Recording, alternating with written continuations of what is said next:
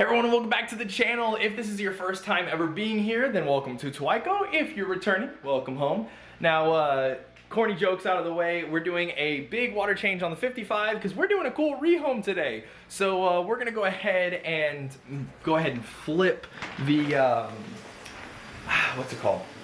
Flip the Python real quick. But yeah, basically, I've got the 5-gallon bucket set up. We're gonna go do a rehome, and it's gonna be going in the top 29-gallon tank where Perry used to be. So if we walk in here, it's gonna go up there. You can see there's some tilapia in there, and those tilapia just got beat around a little bit in the big boy 55-gallon tilapia tank. I say big boy, they're still not full grown, they're still growing out, but they got beat up a little bit because those are some bigger fish that are a little bit territorial. So I went ahead and moved them into the 29 for the time being, keep that tank cycled, but they'll probably go back into the 75-gallon tank because we've got some other tilapia in there that are about their size, and that way they don't get bullied. They'll be the biggest ones in the tank and just get some things situated. But we're gonna go ahead and get set up and go. We're gonna go get the fish. I'm gonna take the 5-gallon bucket with the airline tube and so on and so forth. We're gonna go get the fish. We're gonna bring back, and we'll talk a little bit more about this rehome. Okay, so in true Tawaiko fashion, we bit off a little bit more than we could chew. So I want to show you what we knew we were getting, and then I want to show you the extra that we got. So the thing that we knew we were getting, and it's pretty sick, like I said, it's going up in that 29 by itself, is this beautiful dragon puffer. So it is a dragon puffer. It looks to be about full grown. I have a 5-gallon bucket sitting here that I'm going to transfer it in with, of course, dechlorinated water, and I'm gonna aerate it, and I'm gonna transfer it into that bucket so that way I can move the tilapia and rescape that 29-gallon, because this was I messaged about a week ago and then kind of forgot about it, and then it was a, hey, sorry, wasn't able to communicate, which by all means, out of all the people I've rehomed, this guy, top 2. Fantastic dude. But he basically was like, hey, I was without a device for about a week. Do you still want this? You know, we can set up time to come get it. And I was like, yeah, sure. We decided on today. So it was kind of just like a, hey, let's go get it taken care of. Well, he also provided us with, I would say a little over a week's worth of food. I'm gonna go get some night crawlers today for the axolotls as well, and just to have night crawlers here, which is a type of worm for all of you that may not know. But the thing that we did not know we were getting is this. That, for all of you that may know, is a bullhead catfish. This thing will get huge. So it will more than likely live out the rest of its days in the aquaponics system that we are setting up, kind of at the bottom of the tank, because that's going to be just hundreds of gallons. Hopefully, if not, it'll be well over 150 gallons. But it should be more than enough space for this dude, but for the time being, he needs to grow out, and also we don't have the aquaponics system set up yet. So he was like, hey, do you want this? It's a free fish. We can go ahead and add it in. And I was like, yeah, sure. So I did the water change. Have to reprime this old canister filter, so it kind of kicked some stuff back out, and you know, water's a little bit dirty, but so be it. It's just particulates. It's, you know, basically clean water at this point in regard to nitrates and nitrites. But just as kind of a recap, we've got the 2 juvenile Oscars that are growing out. We've got the pleco and then the other pleco in there. So this catfish will have plenty of hides to go into that other fish can't. But we're letting this guy acclimate for the time being. I did go ahead and put a sponge filter on, or sponge intake filter on the canister intake, just as an in case. I doubt very seriously that this guy would end up in there. He looks like he's a little too big, but fish are crazy. Who knows? I didn't want to risk it, so I went ahead and just put that all and got that all situated. But yeah, we're gonna go ahead and yes, that is a giant cucumber. The pleco will eat it. It discolors the water a little bit, but it's not harmful. I've been running tests and feeding them like this for a month plus now. I would say even longer than that. And the green beans did similar things, and the green beans were fine also. But we're gonna go ahead and we're gonna let this dude temperature acclimate for a little bit longer, and then I'm gonna go ahead and water acclimate him a little bit as well.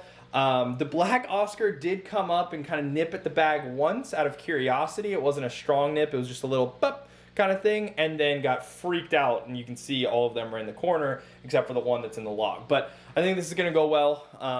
If not, we've got plenty of other tanks, but I think it'll go well, especially because it's not another Oscar that just needed to figure itself out. This will be able to go into caves and things like that. But we're going to get some things situated. I do want to talk quickly while this is temperature acclimating. That is going to be in there. And then, like we talked about, the puffer is going to go up there in that 29 by itself. And then everything that's in this 20 gallon, I'm going to split up. So these neons are going to go in the 20 gallons up front. There's only 7 of these neons, so I'm going to move them into that. The Pilatus catfish back there, or the Pilatus cories, the longfin variants, I'm going to pick those up and I'm going to put the 4 of them that I have, and they're going to go into that tank down there, along with the endlers. There's one up there at the top of the water column, and also the polar parrots. So all of those are going to go into the 40 gallon down here.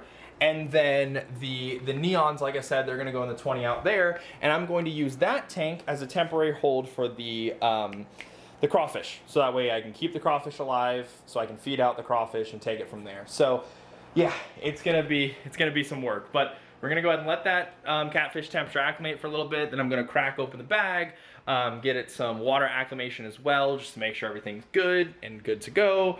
And then yeah, we'll play it by ear. But I'll bring you back when I put that guy into the water and let him swim around and meet his new tank mates, and then we'll work on rescaping the puffer, moving the tilapia. I'm gonna go ahead and work on moving the tilapia over now, but you guys have seen me move tilapia like 4 times at this point. You don't need to see it again. And if you want to, go check out one of the other videos on it. But needless to say, we're gonna go ahead and work on that and take it from there.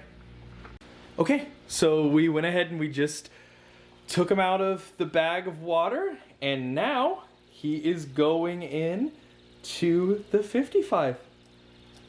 And just like that, he's of course probably gonna swim down, try and find some burrow. Yeah, he's gonna be stressed for a little bit, which makes sense. He just had a car ride, he's in a brand new tank, he's been jostled around a little bit. You can see the other Oscar being like, yo, what the heck is that? But the beauty is that that Oscar does not like going in these hides. The black Oscar is a little bit more docile, but it'll be good to go. But I will monitor everything in here, make sure everything's good to go, and just ensure that this guy stays going good. But I mean, just look at him. He's so cute, and he's already pretty personable from what I've noticed just by moving some stuff around. They called him a bullhead, so he said that he's a brown bullhead catfish. Kind of looks like a channel, but hey, you know, things happen. So that is in there. Now we're gonna work on the rest of the tanks. Okay, so we've got some things moved. Here, let's show you the catfish again real quick, because it is still right here, and it's settling into his little tank, and it's a little hide, so he's doing pretty good. But let's start with the 20 gallon, and some stuff is pushed around a little bit, but hey, we'll take it at face value. So this is the 20 gallon that we have up front. So we've still got the black skirts, we've had the serpes, and basically what I did was I added there they are, I added the longfin Pilatus catfish, the Pilatus cories, into here from the 20 gallon quarantine that we had in the garage, because they've been in there for months. I went ahead and I added all of the neons as well, and you can see the size difference. You can see that on the right, that one's a little bit smaller than the one on the left, but they're all schooling together, which is awesome. So we've got the those two in here, and then if you notice, you see the big Pilatus, but you don't see the big albinos. And yes, because I moved them. So I took the 2, because there's only 2 albinos in there, and they tend to not really school all together. And they'll all be in the same community tank soon anyways. And I need to smack that around. Yeah, one of the beauties of doing everything and multitasking is when you're deep cleaning an aquarium that's on the 3rd rack, not forgetting that you're filling it to then drain it again is kind of important. But that's getting deep clean so we can move the crawfish into it. And then down here, you can see that there's a lot more PVC, and yes, it looks cluttered, but it's fine. So we've got the parrots in here. We've got, and they're always up at the top. Somewhere in here as well is the endlers, but we've got the parrots. One of them was in there, one of them's there.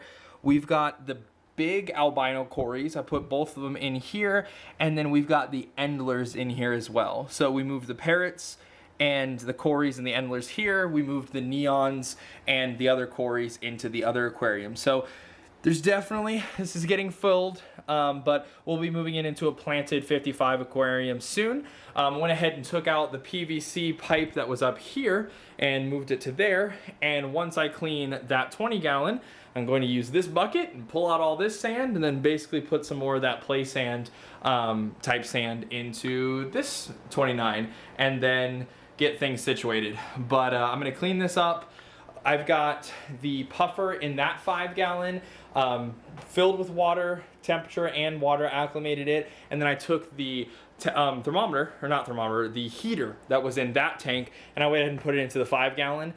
So it is going to do fine. So it is temperature, it's got air, it's got clean water, and it's got the heater in there. So realistically, should be good to go. And then the crawfish water was getting kind of nasty, so I went ahead and put the crawfish into this bucket. And of course, it's dark. So, well, here, let me grab. Hopefully this helps. There we go. So we got 1, 2, 3, 4, 5, 6, 7, 8 crawfish. That big one only has 1 arm. 1, 2, 3, 4, 5, 6, 7, 8. Yeah. So we got 8 crawfish, and we're gonna go get some night crawlers in a little bit. Once I clean up that 20 gallon, we're gonna go get the night crawlers and go get some of the other supplies as well. But another day at Twyco, so we're gonna get them some things situated, and we'll pick it up from there. Okay, so it's actually the next day. We got some things situated. The 55, I just turned on the thing. I'm still having issues with the canister filter. So I have time now to fix it. So that's why the water sucks right now. But to show you all the bullhead cat, oh, he's no longer in there. Is he in that one? He is definitely in that one. You can see him all the way back there, and kind of. I mean, you can see that you can't see through the tube, and he's back there. But he's swimming. He's swimming against the current. But I have a little bit of a current in there right now. Not much though, especially if he went to the other side of the tank. But hey ho, whatever.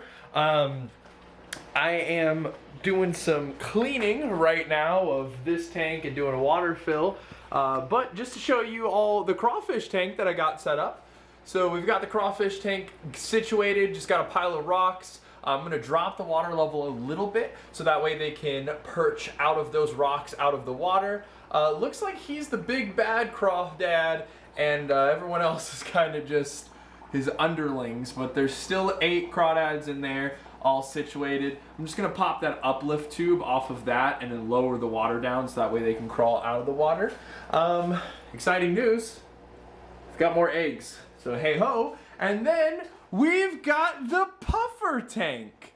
Honestly, it's been such a long day and a half at this point that I kind of don't know if I ever explained what the fish was, but we have a dragon puffer. I think I explained, I don't know. This might be a very like, haha kind of thing, but sure enough, we have a dragon puffer. So this is the dragon puffer. His eye got a little scratched up during transit. Not sure if that was in my hands or the other hands of the individual I rehomed from. Either way, it'll heal up in a day. Eyes come back really, really quickly. I've got some helpful agents in here to help with aloe vera, and it is a very bare tank. But again, we got this all situated last night with changing out the sand. I painted the cave and put the cave in there last night. We've got the sponge filter and the heater because these guys like not that much flow. But again, this is the dragon puffer, sometimes referred to as a humpback puffer. They are pretty sick. They are ambush predators, so he will live out the rest of his days in this 29 gallon all by himself. And as you can see, try to put a night crawler in there just to see if he was hungry today. And, you know, I also put the cave in there this morning, and I'm just trying to let him settle in. So I'm going to leave that night crawler in there, and If the nightcrawler's gone, then maybe he ate it. Otherwise, the nightcrawler might burrow. Those nightcrawlers can live underwater and survive for a very long time. But got the nightcrawler for this guy and also for the axolotls, because the axolotls are getting a little bit bigger. Definitely they could, you know, if I chopped one of these nightcrawlers in half, I'm sure that they'd love it. But yeah, this is the dude. Don't have a name for him or anything yet, but this is our dragon puffer. He's just such a lackadaisical little guy. He's been kind of chilling around. I have seen him move, much like other fish. When I put him into the tank, he did not move for a while. He was just sulking. But I went ahead and I went and got him this big old cave. It's just a 4-inch diameter PVC coupling, so that way you can kind of do like a Y with PVC pipes. But I just went ahead and spray painted it with, of course, always the Krylon Fusion. So we use Krylon Fusion on this to get kind of that sand texture and also kind of like the almost woody texture up front, because my plans for this tank would be to take some of the river rocks, maybe some from other tanks that already have some good beneficial bacteria on them, just to kind of not jumpstart, because this tank is already jump-started. Like, it's got cycled media, and 3 of the 4 panes of glass still have some algae and stuff on it, so it's still a fully cycled tank. The substrate, that took a little bit of a hit, obviously, because I moved out the old substrate and put this in there. But for this one guy, it'll be fine. But I want some river rocks in there, and I definitely want this to be a planted aquarium. And definitely want some real wood in there as well. I just want to give him his own little domain, and then give him some food and let him ambush it and hunt it down. But yeah, definitely, I think it's pretty awesome. But he's doing well. We'll go ahead and track some things, but I'm gonna continue. I'm gonna get off of my ladder, and I'm gonna continue doing some maintenance on some tanks. Let me zoom that out. Maintenance on some tanks. Before we go, let me just check. No eggs out of that one. Oh, I don't think I said this yet in a video. I wonder if I have, actually. I did a massive water change on this tank a little bit ago, and that angel right there and that angel right there, which this is kind of crazy, just to kind of show, I bought that angel and that angel at nearly the same size at the exact same time, and look at the stark difference in size. Like, that one is $50, that one's $25. Like, it's insane. But those two, I did a massive water change, and they spawned eggs all across this pane of glass. So they just decided, hey, we're gonna spawn, and they did. Now, of course, they ate the eggs before they got to wigglers or anything. So there was a little bit of that going on. But yeah, they spawned. So those two, because I was hoping that some angels would pair off. That would just leave that guy by him lonesome, or for the time being by his lonesome. But those two are gonna go up there. These two, like we've talked about before, will eventually move right there. And yeah, that's actually going to be the next project. I've got a shipment from Aquarium Co-op coming in with some extra sponge filters, some extra heaters, so that way I can get these 2 aquariums fully set up with the sponge filters, the heaters. All I would need is to buy more wood, more plants, and just kind of give it the final touches, so to say. And of course, the lids. I keep putting it off, but I need to buy some more, gosh, what are they called? Greenhouse panels to get that all. But I'm gonna go ahead and do my maintenance. I'm gonna get everything situated. I'm gonna get everything kind of, not a deep clean, but just a nice monthly checkup, and just make sure all the tanks are going good. And then, yeah, we'll take it from there. But if you did enjoy, make sure to like this video, subscribe to the channel. If you have any specific fish that maybe you want us to see us keep, then let us know, because we've got some real estate. I mean, we've got a 75 sitting over there empty. We've got a whole saltwater setup that I only have clowns and a damsel fish in. The turtles and the pleco, that's pretty much done. But yeah, and that is going to be freed up soon. That's actually one of my next projects, because this 55 that the angels are in, when I move the angels over, that 55 is going to be the Oscars and the catfish, and they're going to move into this 55, and the 55 in the house is going to turn into the community 55, which is going to have all of those tiny community fish and all the community fish up front in the 20 gallon. But without further ado, like I said, if you did enjoy, make sure to like this video, subscribe to the channel. I'm gonna go ahead and take the nearly 60 worms I have and put them into a styrofoam bin and get them situated. And yeah, it'll be fun times. But until next time, hope you did enjoy, and I will see you in the next Twyco video.